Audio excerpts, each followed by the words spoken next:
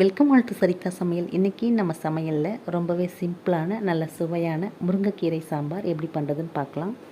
150 gram துவரம் பருப்பை wash பண்ணி ஒரு குக்கரில் சேர்த்துக்கலாம். இது கூடவே 5-6 பல் பூண்டு, 1/4 ஸ்பூன் மஞ்சள்தூள் சேர்த்து பருப்பு மூழ்கிற அளவுக்கு தண்ணி சேர்த்து கலந்து விட்டு 3 விசில் விட்டு அடுப்பை ஆஃப் பண்ணிக்கலாம். பருப்பு நல்லா வெந்ததுக்கப்புறம் ஒரு மத்து வச்சு லைட்டாக கடைஞ்சி விட்டுடலாம். அடுத்து ஒரு பாத்திரத்தில் 2 ஸ்பூன் எண்ணெய் சேர்த்து காஞ்சதும் 1/2 ஸ்பூன் கடுகு உளுந்து, 1/2 ஸ்பூன் சீரகம் சேர்த்து பொரிஞ்சதும் 150 கிராம் சின்ன வெங்காயம் சேர்த்துக்கலாம். வெங்காயம் நல்லா வதங்கி வந்ததும் இதில் கொஞ்சமாக பெருங்காயத்தூள் சேர்த்து நல்லா வதக்கி விட்டு 2 தக்காளி கட் பண்ணி சேர்த்துக்கலாம். தக்காளி ஓரளவுக்கு வதங்கி வந்ததும் இதில் 1/4 ஸ்பூன் மஞ்சள் தூள், 1 ஸ்பூன் மிளகாய்த்தூள், 2 ஸ்பூன் தனியாத்தூள் சேர்த்து நல்லா கலந்து விட்டு நம்ம வேக வச்ச பருப்பை சேர்த்துக்கலாம். இது கூடவே சாம்பாருக்கு தேவையான உப்பும் தண்ணியும் கலந்து விட்டு 5 நிமிஷம் நல்லா கொதிக்க விட்டதுக்கப்புறம் கொஞ்சமாக புளி தண்ணி சேர்த்து விட்டு புளியோட பச்சை வாசம் போனதுக்கப்புறம் 2 கைப்பிடி முருங்கைக்கீரையை நல்லா வாஷ் பண்ணி சேர்த்து விட்டு 2 நிமிஷம் கொதிக்க விட்டு அடுப்பை ஆஃப் பண்ணால் சுவையான முருங்கைக்கீரை சாம்பார் ரெடி.